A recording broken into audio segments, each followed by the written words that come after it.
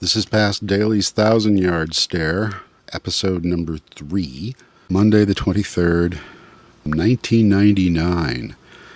And this is it's a memorial for John Kennedy Jr., who was lost at sea when his plane went into the ocean off Martha's Vineyard in 1999. And here's that newscast. This is the CBS World News Roundup. A memorial mass in Manhattan last night for the victims of the Kennedy plane crash. Family members gather for another private service this morning. Mission accomplished for Shuttle Columbia. This is Peter King at the Kennedy Space Center. Good morning, everyone. I'm Christopher Glenn, CBS News. A day after the ashes of John F. Kennedy Jr., his wife Carolyn and her sister Lauren Bassett were strewn onto the sea. Their relatives are coming together for a private memorial at the Manhattan church where Jacqueline Onassis worshipped.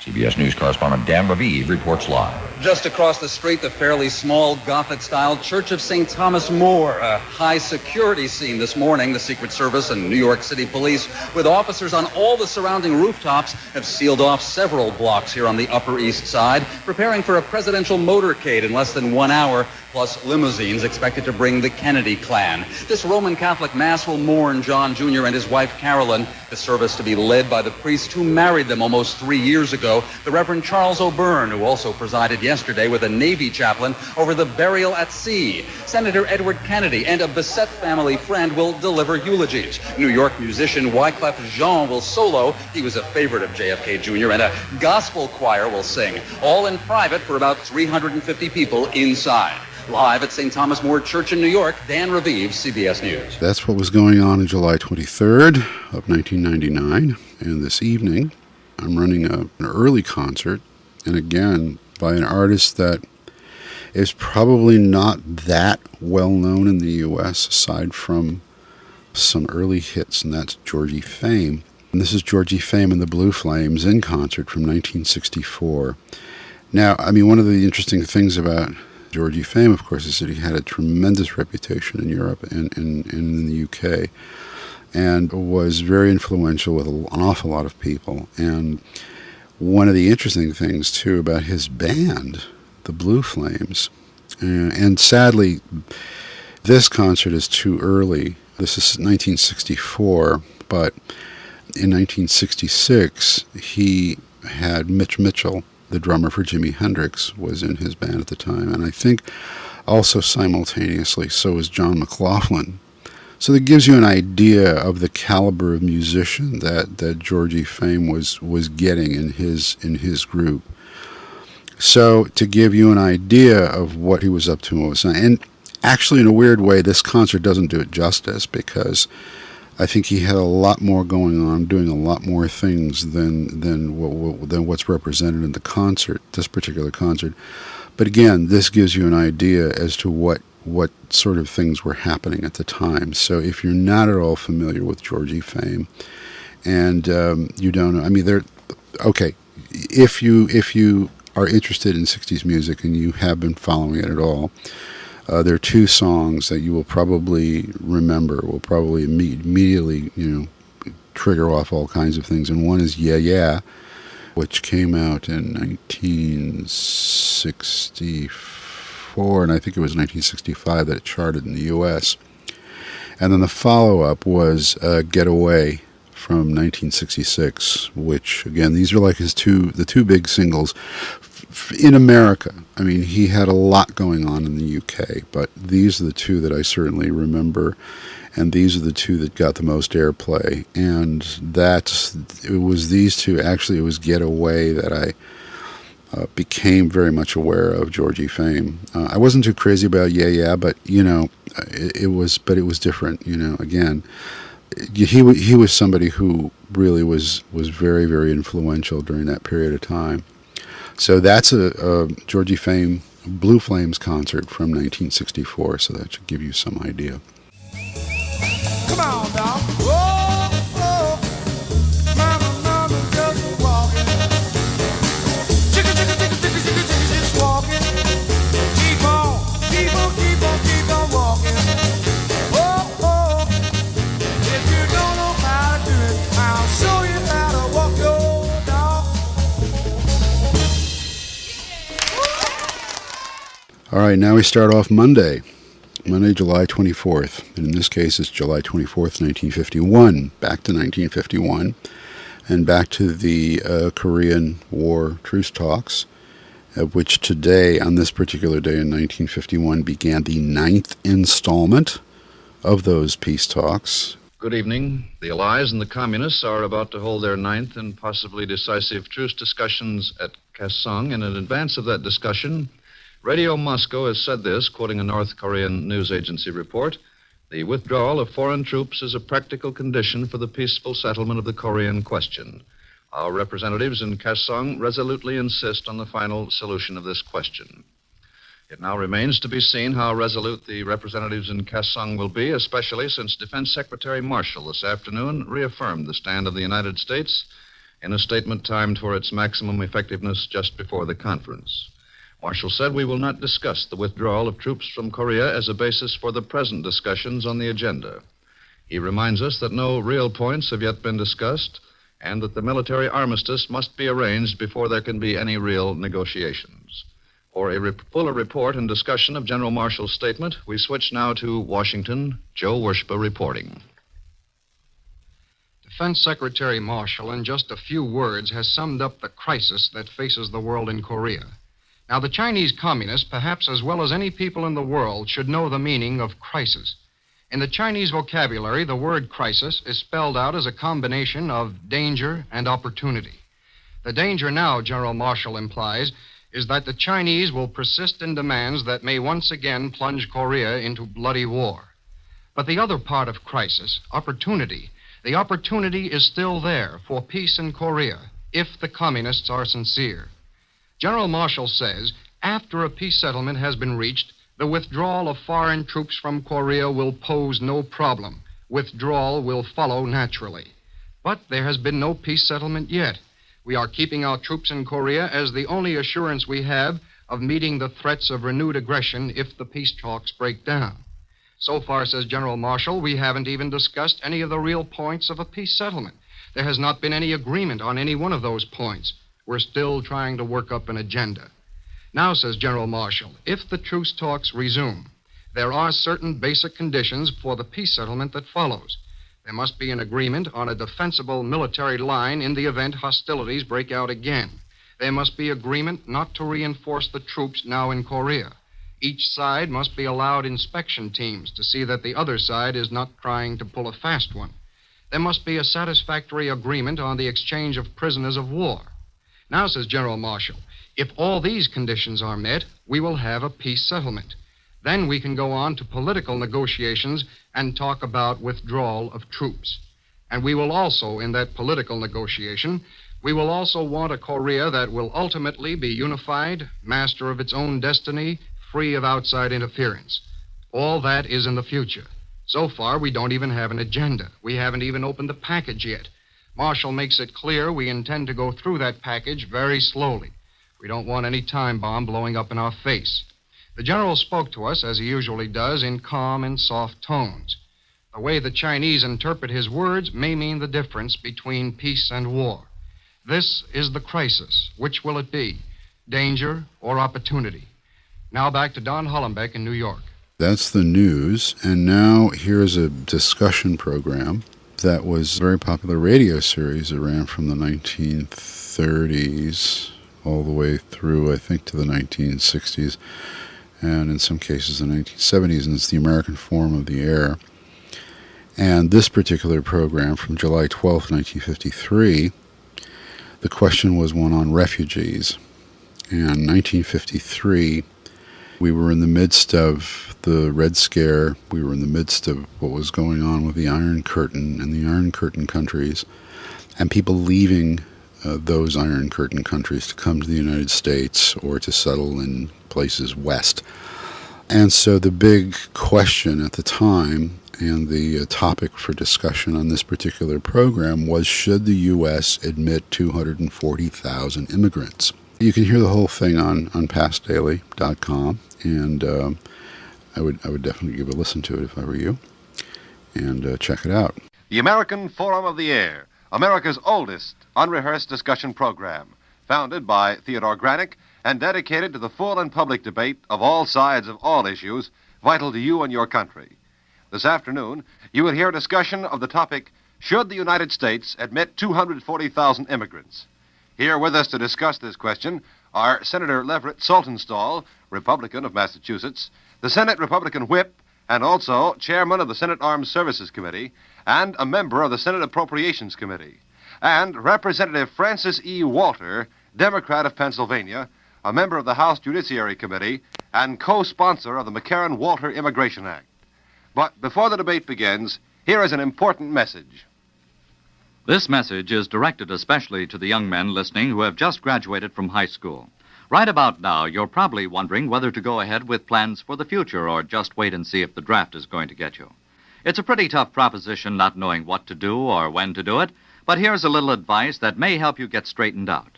First of all, if you're in good health, it's a pretty good bet that you'll have to go into the service sometime in the near future.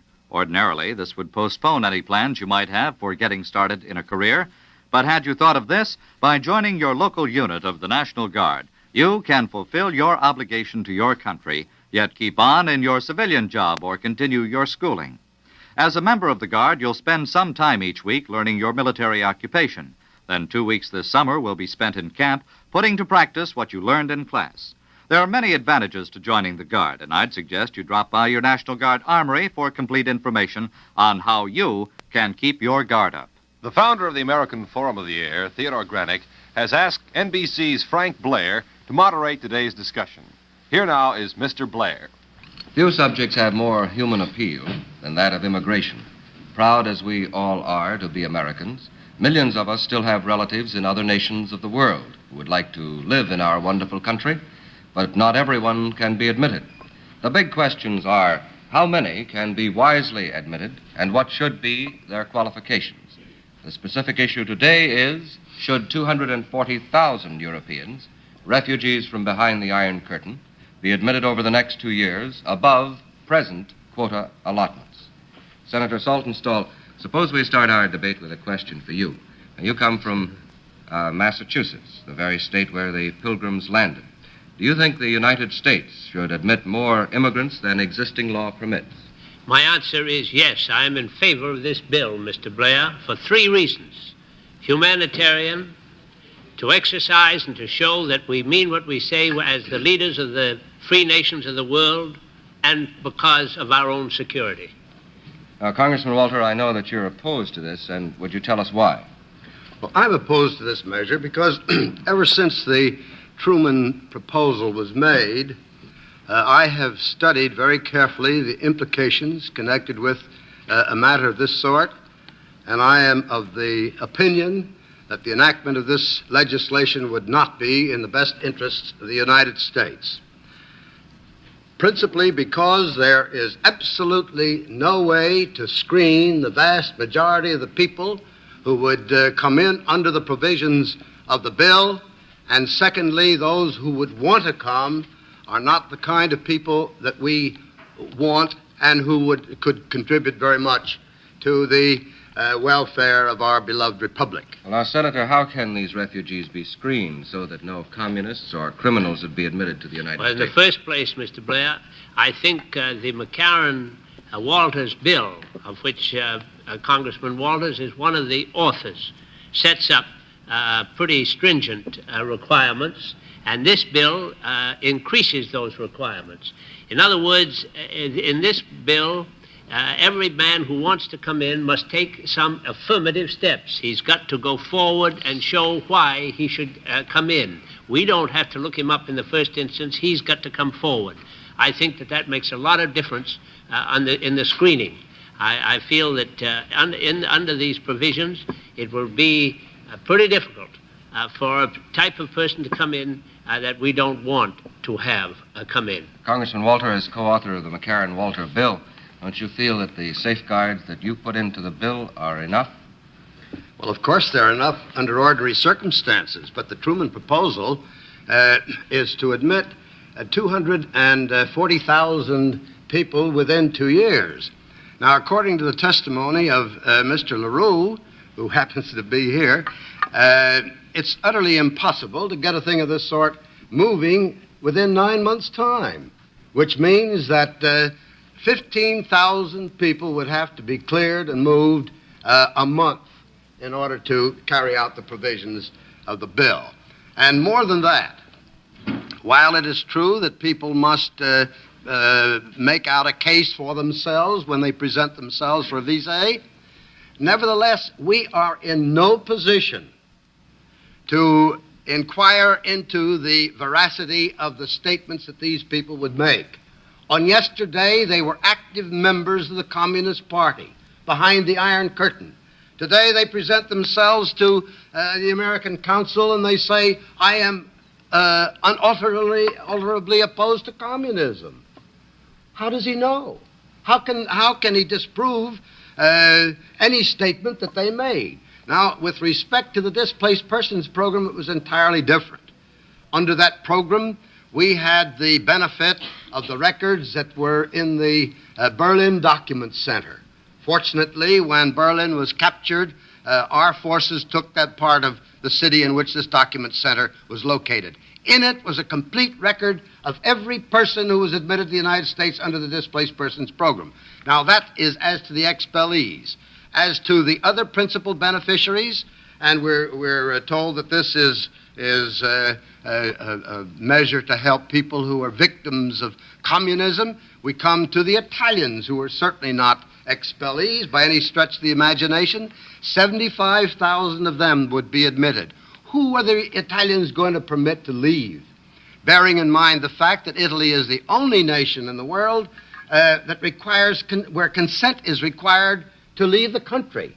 They're going to give that permission only to the low-income groups, and 35% of the Italian people are communists. Now, if that is the fact, then we have a right to assume that 35% of the 75,000 people who would be permitted to leave Italy are communists. Well, Mr. Walters, I just invite you to come up into certain sections of our great city of Boston in Massachusetts. Now, there's a priority in this bill for relatives of people who are in this country. I think probably 75,000 people could be brought right in as relatives to some of my friends and friends of my friends in the greater Boston area and in Massachusetts as a whole. Now, those relatives that come in are going to be inculcated by the people who are in this country today. And many of those Italian or American citizens of Italian descent have the highest patriotic motives, and they're going to inculcate that in their relatives when they come in. Children of some of them, nieces, uncles, perhaps fewer. I like to think that families are going to be united again. And our sound booth feature is another noteworthy band of the 90s, Catherine Wheel.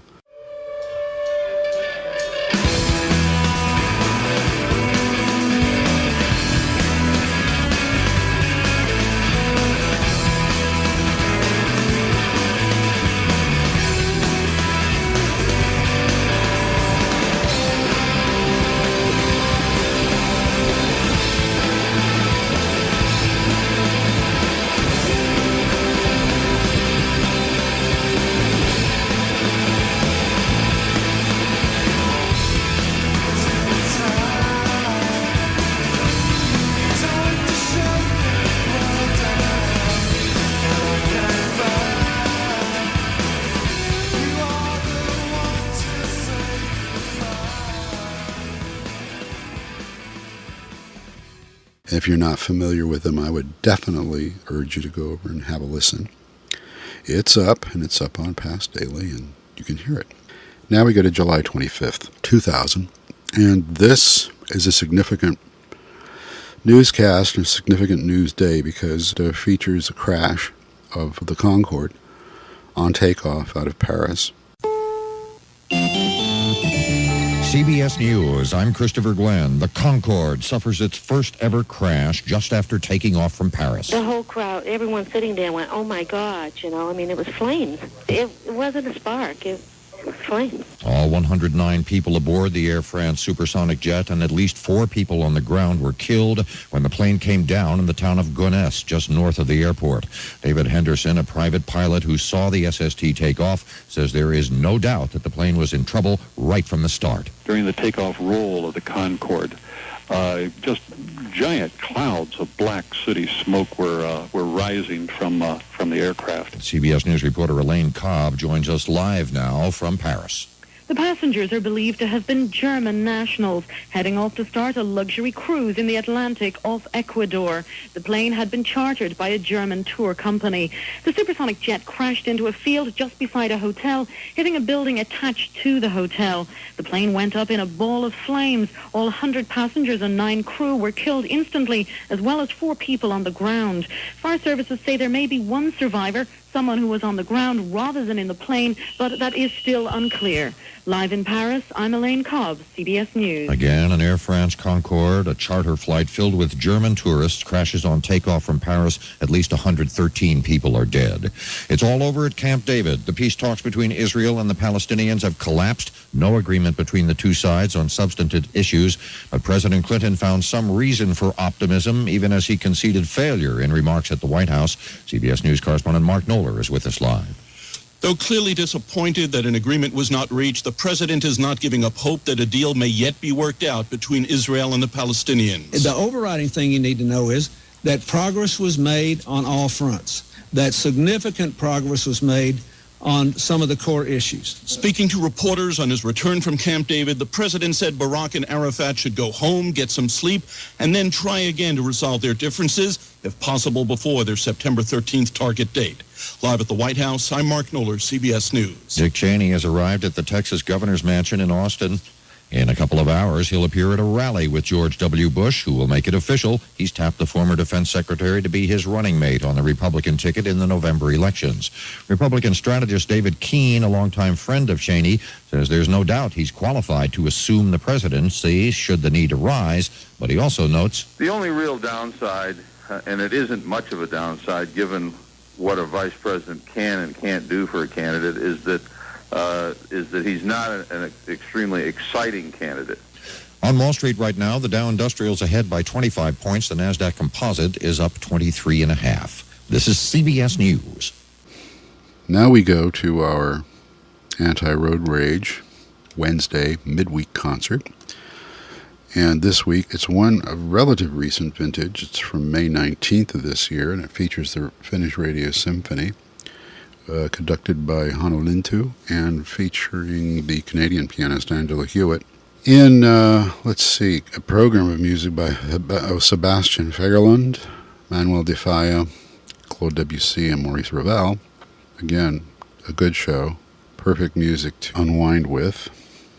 Sävelaiheet koostuvat aika niukoista aineksista. Nyt saapuu pianisti Angela Hewitt upeassa kimaltavassa iltapuvussaan ja valmiina esittämään Manuel de Fallan öitä Espanjan puutarhoissa.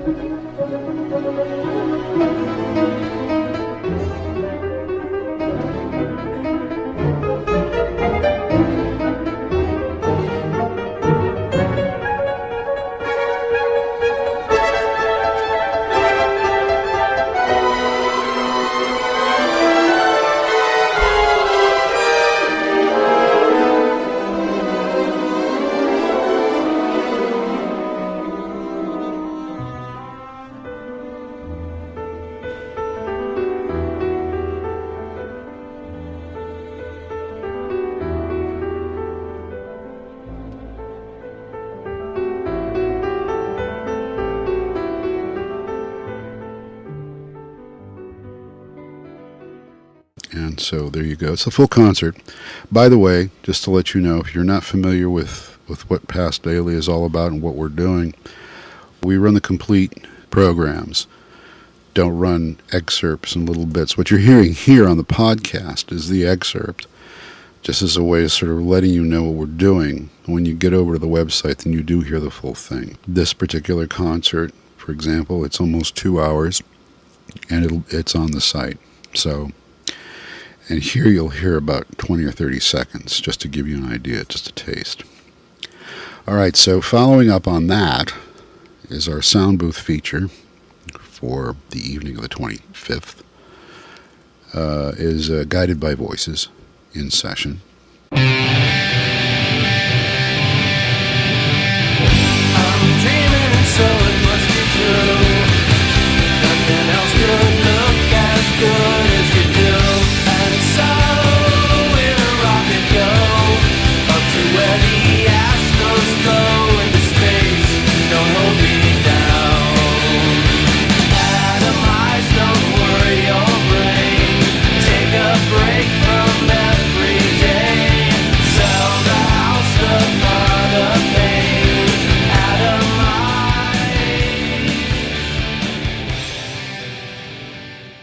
And that is a session that was done for John Peel, recorded at the Maida Vale Studios, and that's Guided by Voices. Quickly followed by July 26th, 1979. Clearly a day there was a lot of blame going around. Good morning. This is Dallas Townsend with the CBS World News Roundup. The Labor Department reports that consumer prices went up another 1% in June, the fifth straight month in which they've increased 1% or more. Fast rising costs of gasoline and home heating oil were largely to blame. Inflation is still running at an annual rate of higher than 13%. What to do about standby gasoline rationing authority? That's the question now facing House Democratic leaders in light of an unexpected complication last evening. The bill was making good progress when the House approved an amendment introduced by Republican Benjamin Gilman of upstate New York that would give either the House or the Senate veto power over any standby rationing plan proposed by the White House. Jim McManus reports. Approval of the Republican amendment was a sharp setback for President Carter's new energy plan, and it left House Democratic leaders in at least temporary disarray. One Democrat said many of his colleagues did not understand they were limiting the president's ability to implement gasoline rationing in a national emergency. But a Republican opponent said the Democrats simply lost control of their forces on the House floor. Energy Committee Chairman John Dingell was disappointed, but he said he thinks the vote can be turned around later. The House has terminated its consideration of the matter, and we anticipate that after a few discussions with the leadership and the perhaps the administration, we'll be putting the legislation on the floor again, and we'll try to inform the members better of the consequences of the Gilman Amendment, and to then come forward with a proposal which will tidy up the matter. Should the amendment stand, the president might have to submit rationing plans repeatedly to Capitol Hill before gaining ultimate approval. The surprise vote also pointed up reluctance on Capitol Hill to grant broad powers to the White House on an issue as sensitive as the rationing of gasoline. Jim McManus, CBS News, Washington. A short while after that surprise vote, President Carter had a tartly worded response. This action today by the House illustrates once again the timidity of the Congress in dealing with a sensitive political issue. Mr. Carter made that remark at last night's news conference, about which we'll hear more now from Lee Thornton. The president opened with a call to the American people to support his proposed windfall profits tax, a plea he has made before. Though the House has passed the bill, the President is fearful that the oil lobby will attempt to gut the Senate measure. Your voice can be heard. Your voice must be heard. Those of you who believe in the future of our country, those of you who believe that our energy program must be passed, please speak to the Congress of the United States, and especially to the United States Senate, which still has a responsibility to act. The possibility of a tax cut for next year was ruled out when Mr. Carter said he believes Congress and the people have enough judgment to know you can't get something for nothing, that there is no free lunch. The President had no apologies to make for the way he went about the cabinet shakeup. Asked about the extent of the decision-making power of Hamilton Jordan, President Carter said he will be Chief of Staff, Chief of the White House staff. And he added firmly, he will not be Chief of the Cabinet, I will be Chief of the Cabinet. Lee Thornton, CBS News, the White House. Okay, that was the news for the day, and music for this day, our sound booth feature for this day, is a session by a band called Crisis, and again for John Peel. It was recorded on November 1st, 1978, and was broadcast on November 8th, 1978 on BBC Radio 1.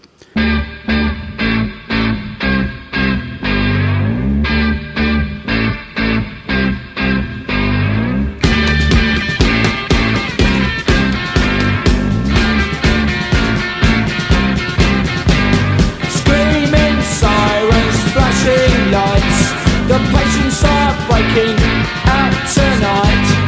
Brickwood hospitals out of control. Injured wardens stop patrols.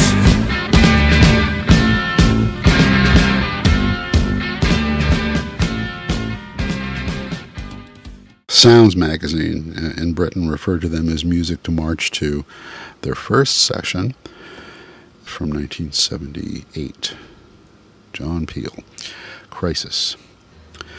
Okay, now on to an occasional series that we do called the Past Daily Reference Room, and that is discussions, interviews, debates, a whole range of different programs.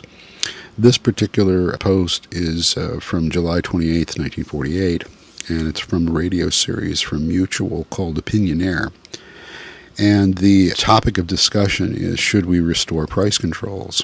And, again, this is something this is basically what was, happening post-World War II and what was going on with our economy. And anyway, it's an interesting debate. And if you're not familiar with it, have a listen. Opinionaire Court is in session. Each week our listeners are given the opportunity to vote on the question of the week. Before we announce tonight's voting cities, we will report the up-to-the-minute returns on last week's Opinionaire poll on the subject, should the President have called a special session of Congress.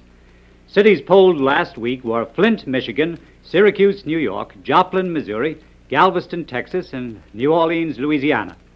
53% of those voting said yes, the President should have called a special session of Congress. 47% voted no.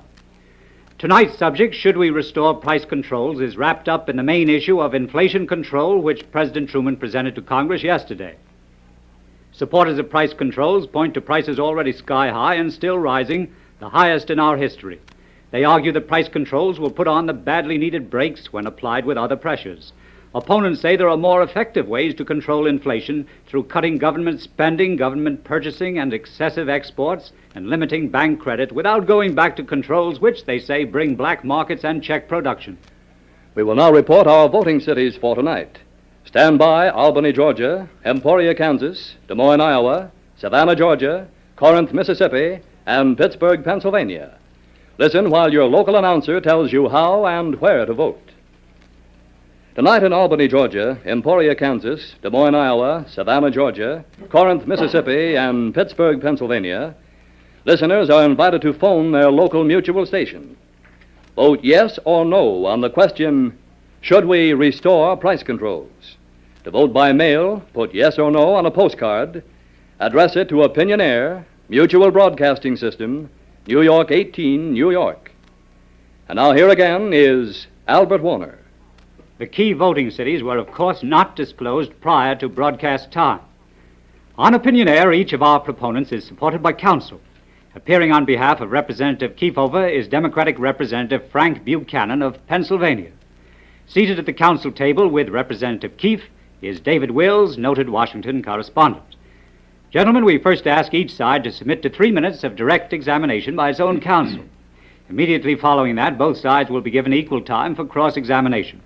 So first, I'm going to ask Congressman Buchanan to proceed with a direct examination of Representative Kefauver. Thank you, and Mr. Kefauver, I'm going to ask a few questions that will give our listening audience an overall picture of our present plight. Just what is the present price picture as it affects the housewife today relative to the cost of living and food prices? Well, I think we all agree that runaway inflation is threatening the welfare of the nation. The present situation is that the general cost of living is up almost 40% in a period of 2 years. General prices are 60% higher, meat is 91% higher, and meat from the 1935 to 39 average is 241% higher than it was back then. I think the statistics show that 32% of the families of the United States are having to go into their reserves, and this percentage is increasing daily. And inflation is hitting the people in the middle and lower income tax group where they can stand it less. As a matter of fact, 90% of our people have had to decrease their earnings during 1939. Inflation, Frank, has ruined many countries, and it's threatening ours unless we do something about it. Just what was the impact of the war on our domestic civilian economy so far as the concentration of industry and the tendency toward monopolistic practices in this country? Well, what has happened to industry is that concentration is being increased. As a matter of fact, I think one of the necessary things to do is to point out the fact that a few giant corporations have control over the production, the distribution, and the price of basic commodities upon which American business depends. I think if we put the spotlight of publicity on the pricing policies of these giant corporations, which is one means that Senator O'Malley and I think that inflation can be controlled, that brakes will immediately be applied to inflation. As a matter of fact, 3 meatpacking corporations produce 93% of all of the meat distributed in the country. They set the price on meat. 3 steel corporations produce 49% and on down the line. We need an antitrust program and an anti-monopolization program in connection with our effort to stop inflation. You're well aware of the fact that 2 years ago, when the Republican Party was fighting price controls, that their main argument was that the removal of price controls would bring out such a sharp increase in production that supply would soon exceed demand and prices therefore would quickly drop below normal ceiling levels. Yes. What is your contention relative to that proposal today? Well, that was the argument, and as a matter of fact, the production has increased 13%, but I think in that same period that the price of things have increased about 30%. The fact is that during the conversion period that we had civilian shortages and that we should have had some controls during that period. And the absence of controls, I think, gave the impetus to inflation. The truth is that we got out of the war in a world of scarcity. And the leadership for peace requires us to help people abroad to some extent. And yet we want everything immediately here in the United States too, and we can't have both. And that is what was going on this week, ending July 27th. This is Gordon Skeen. This is Past Daily's 1,000-Yard Stare, and come back next week where we will have a bunch more.